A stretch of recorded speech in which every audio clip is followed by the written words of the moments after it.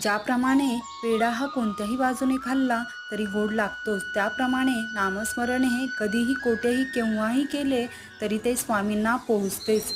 जय जय श्री स्वामी समर्थ. श्री स्वामी समर्थ.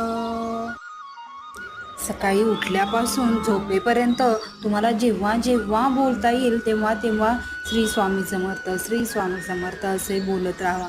ज्यावेळेस तुम्हाला राग येईल तो रागसुद्धा शांत होईल. तुमचा दिवस एकदम प्रसन्नतेत जाईल.